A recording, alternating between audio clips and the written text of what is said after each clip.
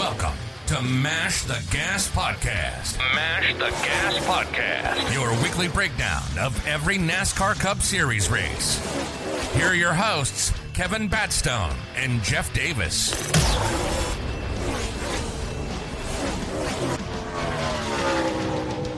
Welcome back, race fans. One last time right here to Mash the Gas Podcast. We're here to close out the 2024 NASCAR Cup Series. What a championship it was down there at Phoenix Raceway, Avondale, Arizona. 4 drivers made it. 1 driver hoisted the trophy. Joining me shortly, Mr. Jeff Davis. And joining me now, NASCARSky. Sky, who mashed the gas the hardest this year? Can I say Joey Logano? I think that he definitely proved a lot of haters. I know that maybe not in the way that everybody would have wanted, but there's a few people that I could honestly probably give that to, but I mean, you can't discredit the champion. Everybody had the same set of rules, so I feel like he mashed the gas the hardest. Absolutely. I mean, everyone plays by the same rules, so that counts. And Joey Logano, I mean, what he did, I think, was incredibly, he's got to be so stoked, because to be in that club right now of one of only 10 drivers that have won 3 championships or more is completely remarkable. So congratulations to the 22 of Joey Logano and Penske and the whole team down there. You know, Paul Wolf did a great job. Just a great race for Joey Logano. Yeah, incredible performance. I mean, Joey can always gets it done under pressure, right? Give him an opportunity. We saw it all year. We saw it at Atlanta. We saw it at Vegas. You know, we saw it in Phoenix, Nashville. And let's not forget, he won the All-Star race. So technically that's 5 wins on the year. So all in all, great year for Team Penske, for Ford, for that 22 team. He's now a 3-time champion. There's only 10 drivers that can say that. It's just incredible company that he is joining. He's going to be, 35 years old next year. I think Joey's got a couple more championships left in him. What do you think, Sky? I definitely agree. I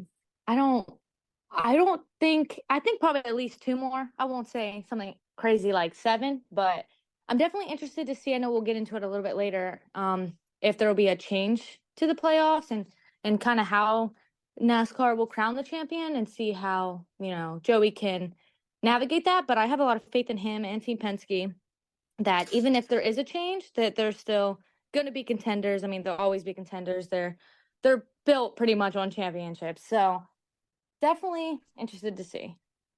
I mean, yeah, absolutely. I mean, other than Jeff Gordon, Jimmy Johnson, Dale Earnhardt Sr., and Richard Petty, everyone else only has 3 championships in those 10 drivers. So for Logano, turning, what'd you say, Kevin, 34 next year, 35? Yeah, I believe he's going to be 35 next year. Yeah, so I mean that gives him at least 5, 6, maybe even 7 years to win another championship or 2. I mean, he can tie Jeff Gordon, and if he beats Jeff Gordon, I mean that's an amazing accomplishment to be the 4th best championship winner in the entire series. So Joey Logano can definitely do it. And one of the things I'd kind of forgotten about with Joey, and I don't remember if you guys remember in 2000, I think it was 2015, the 2015 chase for the Cup. In one single round, the round of 12, he won all 3 races. He won at Charlotte, Kansas, and Talladega. He's the first driver ever to have swept 3 races in a round. Joey's got talent. There's no doubt about it. Now, this year, we can talk about it a little bit in a moment about, how the playoffs are ran and everything. But you have to give it up to someone like him, as talented as he is and the team that he's got. And as we know, Penske has just got an awesome organization, top-notch group. I think they can do it again. Well, Team Penske is the guys to beat until they're not, right? I mean, 3 in a row. We saw what they did in Indy. I mean, they're just – Joey said it best in his little clip there. We're here to win championships. We're not here to run around and collect paychecks. We're here to win. And that look, they proved it. I mean, we saw the 2 best Penske Fords up front battling it out. Just incredible. And, to Sky's point, the changes that are probably going to come, I just feel there is changes, will Joey be able to adapt to those? What does that look like? These races really do fit him well. I mean, he didn't run the best in the spring Phoenix, but you put him in a playoff Phoenix situation, he goes out and gets it done. So I'll be curious to see. I know we're going to touch on this in a bit on some of these changes that we're thinking, but do want to announce one of the changes that's going to be coming to the 2025 Mash the Gas podcast series. And that is that NASCARSky is going to be joining Jeff Davis and myself full time. So we wanted to get that out there, bring her on for the final episode of the year. And welcome to the team, Sky. We're excited to have you. Huge congratulations, Sky. We're so stoked to have you on. I'm very excited to be here. You guys have been nothing but kind, and I'm really excited to learn and grow with you guys. So I really appreciate the opportunity, and it's going to be a lot of fun. Oh yeah, we're gonna have a lot of Absolutely. fun. We're gonna have a lot of fun. And look, there was a lot of fun down in Phoenix. I mean, it started Friday night. Ty Majeski going out and get it done. We saw the Xfinity Championship race. That was one of the best races I've ever seen. And then just watching those guys battle it out for that Cup Championship on Sunday, man. Ryan Blaney was just completely gassed. I mean, he did lead 12 laps. He was coming. He was running his teammate down, and Joey drove his ass off to keep him back there. I mean, that was a terrific battle to watch. Logano led 107 laps. Christopher Bell was the only one that led any more laps, and he did 143. And boy, Christopher Bell, he ran one hell of a race.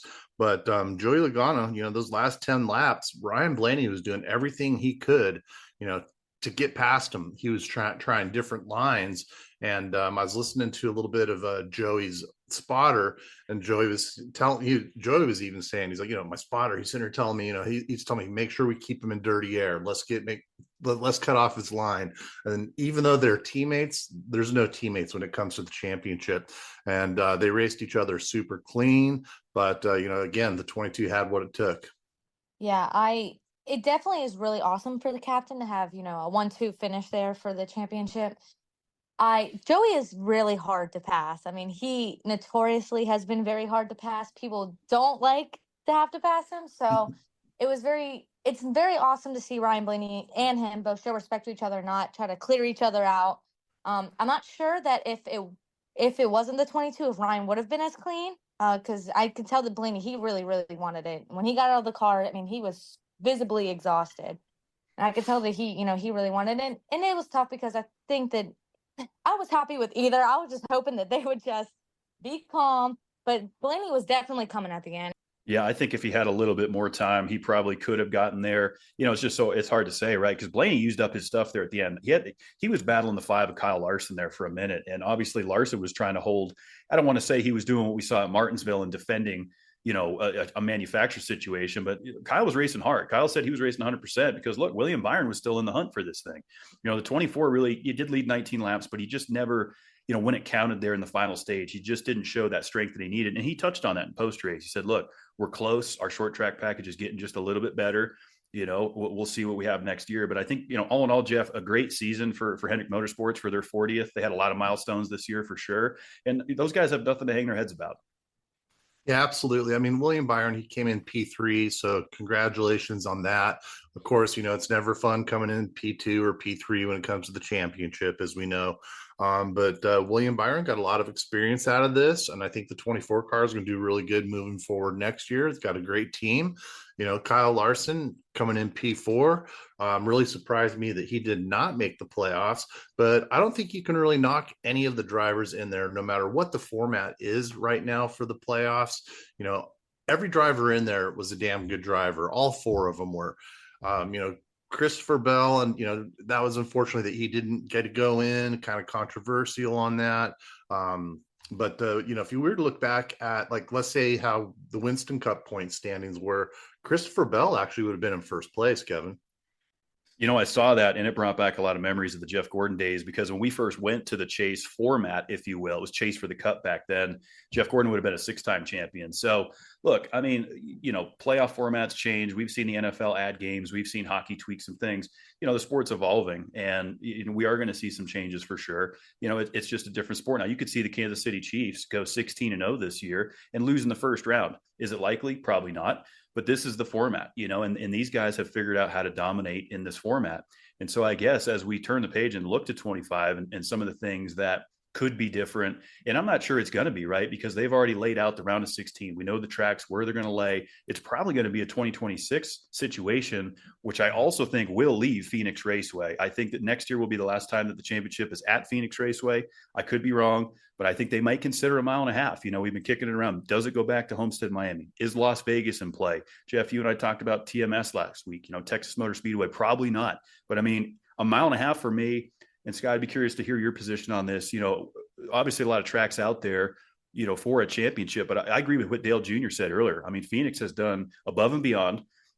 Where else would be a great city to represent our championship? I definitely don't think Texas, for sure. I don't think it should go back to Texas. Has some work that needs to be done, or I think it might be better just to leave it all together. I really like the racing that we have at Homestead. and I would not be mad at all for it to leave Phoenix and go back. Although it would be cool to see it go somewhere new, though, to kind of switch things up and try to build a market somewhere else. But, I'm not too sure where else I'd be happy to see it go, honestly. Yeah, I mean, Vegas pops to my mind just because we've seen a lot of rodeo championships there. F1 goes there. I will say this race that we saw earlier this year, the attendance was terrible. And Jeff, you and I were talking about the Texas market being affected by that. But at the same time, we saw the Homestead crowd really wasn't that great either, but the racing was absolutely phenomenal that we saw at Homestead. So, Jeff, what are you thinking on this? Homestead obviously has great racing. It's just a struggle with the attendance issue. And if it's the championship race, I think it would sell out. But, there's only a few tracks that we can do this on, obviously due to weather. And Las Vegas and Texas are about the only other two tracks that I can think of other than Phoenix and Homestead, Miami, that would actually be able to be okay with running it and not having to worry about snow or weather and whatnot. We can't do that in Kansas City, even though that's a great track. I would love to see it out there. But I think Las Vegas would be a great place to take it to. Just the atmosphere that Vegas has, how much there is to do out there, how much fun people would have. It was great when NASCAR to go out there and do the burnouts on the strip. I just have fun in Las Vegas. I don't go that often, but I do think it's one of the tracks that would be in contention for the playoffs because, Homestead, again, that was probably one of the best races I think I've watched all year long. And it was fun as hell, man. It was awesome, but the attendance just was not there. And, I know Sky, you watched it as well. And I agree. I think Homestead's great, but with the attendance issue, I don't think maybe going back there and following year would be up. I mean, we know Phoenix will be next year, but what's coming after that? I definitely would like to see. I mean, you guys are kind of swaying me for Las Vegas here. I think I do like the idea of trying somewhere new. Like we've tried, we've been to Phoenix, we've been to Homestead. So giving Las Vegas a chance, I definitely would agree on because I want to see something new because you never know if it's going to work unless you at least try it.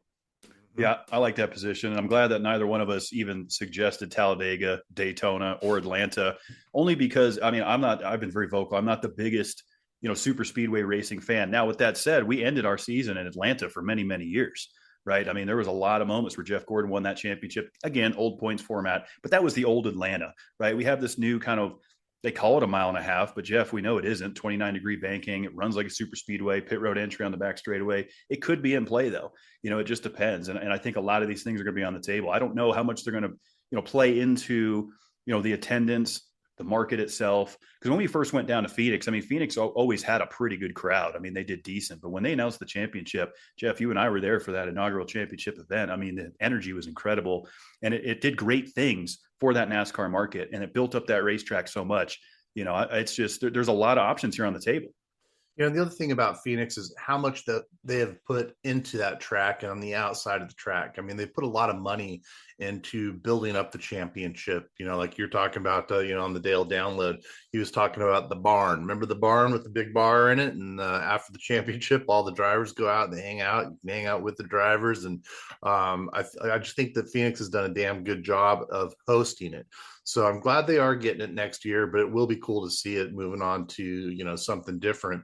And, Sky, I'm glad you're a little bit open to Las Vegas because I think it would be, a good thing to do. So in 26, we already know how everything's going to be laid out as far as which races are going where, what's the cutoffs, everything's already set. But, 2026, I think is going to be a whole different story. And then, maybe we can talk a little bit more about the playoff format. Do we need to change the playoff format? Are people tired of the way this one is and the way it works? Or do we go back to something like the old Winston Cup chase? Or do we do a combo for both? I personally, when I was first asked this question right after the championship this year with Logano and everything, I was like, you know what? I like to go back to just like a Winston Cup format. Is it boring if a driver locks himself in a couple races early? Maybe, but then he deserved it, in my opinion. If you can kind of guarantee yourself, a championship before the end of the season, and you just deserved it that year. I don't personally enjoy, I know this is a lot coming from someone who likes Team Penske, but I don't like the current playoff format. I agree it doesn't award the most deserving driver, although a lot of the notion that they're saying, oh, Larson. But like you said, Joey did win technically 5 races this year, which is only one behind Larson. And give or take how you feel about Richmond, the spring Richmond race. So I don't know. It definitely needs fixed. I kind of like the playoff style. I don't like the win in your end. I think that's where you lose me, especially with the regular season. I think that maybe, and I don't like the one race and that's it at the end. I think maybe switching to something where maybe it's not a win in your end, where you award the regular season champion a little bit more. Maybe even guarantee them or guarantee them a spot in like maybe the round of 8. I don't think that they should go all the way to round of 4, but and giving the drivers more than one race to win the championship, because you could have one race where you're off, or maybe it's one track that you're not good at, and I don't think that that's very fair and deserving in a way, I guess. Yeah, that's interesting. Yeah, I mean, there's just so many things that could come into play here. I mean, I was kicking around the idea of it being the championship 8, right? You have 8 eligible drivers that can come in. I mean, the points are pretty much, they don't even matter going into Phoenix. By the time, like stage points, no one really cares. I mean, if you're outside of the champion, maybe you can, seed yourself better and say you got a top 10 points finish. But, Jeff, I think you would agree. I mean, once we get to Phoenix, it's like we're not points racing anymore, right? We're just racing for position, unless it'd be so rare to have a tiebreaker situation happen. I mean, we saw it in the Xfinity race where Riley Herbst wins the race and then it goes to Allgaier, right? But nobody gave a shit that the 98 was in victory lane. All the focus was on the champion. So I don't love that part, right? Because there's still a race winner, and then you have this separate championship going on. I'm open to going back to the Winston Cup format and maybe just awarding race wins with more points, right? Because if we talk about winning you're in, we want to add value to wins. Back in the day, 185 was the most you could get. You'd get a point for leading the most laps. You get a point for leading a lap, and you get 3 bonus points for winning the race. Maybe we can build on that old system a little bit, Jeff. So yeah, to kind of piggyback exactly on what you just said, Kevin, doing something similar where I think we're combining it, whether it's 8 drivers when we get to a certain period, like, okay, so right now we have 10 races in the current format. What if we cut that down to 6 and we started off with 16 drivers, and let's say at the beginning of the playoffs, if you've won the most races, you're automatically into the finals. If you're the points leader, automatically in, and then have a point system in between. I'm not sure, but like to Sky's point just a minute ago, she's right. I mean, if we go back to the old straight up Winston Cup point series, the system, there's a lot of drivers that have actually won that don't even need to show up to the last race and still win. I mean, Jeff Gordon, Dale Jarrett, Bobby Labonte, they could have all skipped their very last start and still been the season champion. So we don't want to see something quite like that. I mean, Richard Petty and Dale Earnhardt Sr., they've both done it the same way, where they wouldn't even had to have shown up. But to do some sort of a combination that gives some incentive to, here's the drivers that did so damn well during the entire year. We're going to give it up to the most wins, whoever's got the most points. And then from there, we've got another 6 drivers that can go into the playoffs. Something like that, I think, would be really good to go to. So, Sky, I think what you just said was really, really cool. I think it's going to be good to go back to something similar to that, and then kind of do a hybrid between the Winston Cup chase or the Winston Cup points and then the current chase. There's a lot of good that could come out of both of those, I feel like. I mean, you take the best of both. There's no question something has to be done, right? We heard Christopher Bell's comments, and I'm curious to get your input on this, Sky. Jeff and I talked about it last week, but just the fact that he felt like he should have been eligible for this. Should it have been a 5-driver run, which he still would have lost. He would have finished P5 in that scenario. I was kind of wondering if Seabell was going to win this race and really raise some hell. But the race manipulation, right? We saw it. We saw the penalties come down. There was enough radio transmission and enough data to suggest that the Chevys were helping William Byron. No question there, race manipulation. We saw it, 23XI, RCR, Trackhouse. They all decided to drop the appeal, which admits guilt, in my opinion. So that's the problem with this format, is you have those scenarios, right? And it's not the driver's fault entirely. They're being told, they're being fed this information. Seabell didn't even know what was going on until 9 to go. He's like, oh, okay, we 24 is backing up. All of a sudden, we got a roadblock here. We got to go. Then the 23, Bubba Wallace, he's got a quote unquote tire going down. We need to get rid of that type of race manipulation. So it's going to be difficult, though, to enforce the 100% rule, to have a cutoff format. I don't have all the answers, but it's fun to spitball on this. But look, Seabell, he was straight up about it. He said, this is kind of BS in my opinion. If he feels like he got cheated out of a chance to run for a championship. So I think those are the kind of things that we'll see possibly cleaned up in this offseason. And then beyond that, I mean, I think it's anybody's guess. Yeah, I definitely agree with Seabell on saying that he definitely feels cheated out of it, especially because NASCAR goes and penalizes the 3 and the 1, which ultimately was, in response to the 24. So it almost felt like, in a way, like the 24 was getting away with it. And I didn't think that was very fair. I definitely would agree to either. I mean, they've clearly done it before. They've done it with Jeff Gordon, just adding an extra spot, just throwing the 20 in there. Or minimum, or really what should have happened is you probably should have just got rid of both the 24 and the 20 and then put the 5 in, which really is what I think should have happened, if you want me to be honest. But yeah, I definitely feel like Christopher Bell was definitely cheated. But in a way, the manipulation's got to get cleaned up because it taints the sport in a way. Yeah, I like your reaction to that. I would have loved to seen the 5 in there because I thought he totally did deserve it. And, the 24 and the 20 in their incidents, it is tough because there is race manipulation that goes on all the time in this sport. And a lot of times people don't really get it, especially when it comes to the plate racing or, the super speedways. It's about helping Chevy. It's about helping Ford. It's about helping Toyota. Doesn't matter what team you're on. So I think there's a lot of race manipulation throughout the entire season, and they can't, just put a rule out there that says, okay, you cannot block anymore. It's just not going to work that way.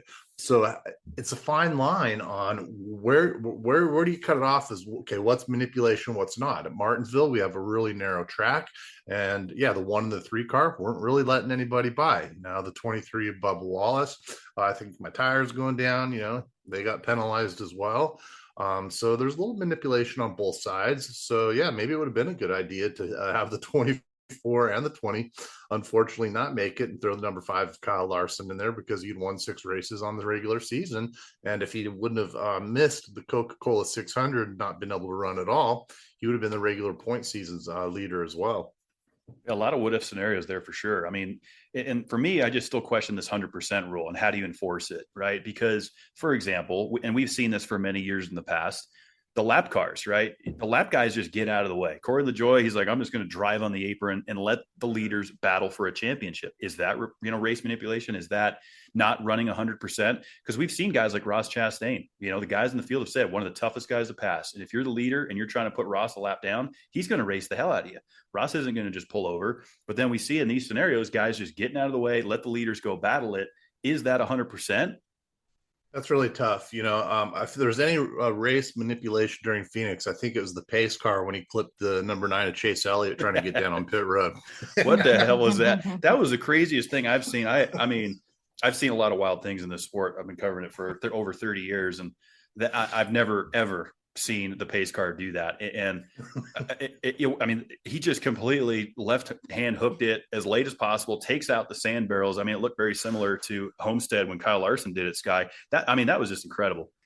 I was going to say, he was doing his best Homestead Kyle Larson impression. It was insane. I honestly didn't even know what. I thought Chase Elliott clipped him for a second. I was like, dang, Chase, like, what's going on? I know. That's what my initial thought was. I thought Chase dumped the pace car, kind of like when Kyle Busch went up and gave a little love tap to the pace car a few years ago and got penalized for it. But no, this guy just flat out wrecked the pace car, tears the right side off the thing, takes the sand barrels out. We got sand all over pit road. They got to clean the mess up. And then they let the guy get into a new fresh pace car and go out and finish the race. Yeah. Why they put him back in another pace car? I mean, I would have gotten another driver. I'm trying not to laugh my ass off right now, you guys. I'm sorry, but this is hilarious. Because there has been some very funny situations with the pace car, like you said, between Kyle Busch, getting pissed and bumping into the back. And then what was it, about 5-6 years ago, where the pace car, I think, was the first time Toyota was the pace car ever, and the damn thing caught on fire. Yeah, I do remember that. Yeah, there's definitely been some mishaps, but I mean, championship race, pace cars peeling off and taking out the sand barrels. The drivers don't need any of those kind of distractions. We're sitting on the back straightaway, red flag, so they can clean this mess up.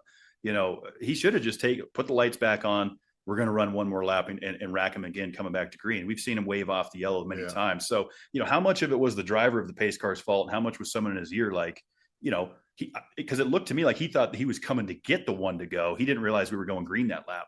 Yeah, it wouldn't surprise me that NASCAR didn't communicate very well or quickly enough and told him way too late. Because that's exactly what it looked like. It looked like he was just way too late. Like, you definitely, at that point, you should have just went around another time for sure.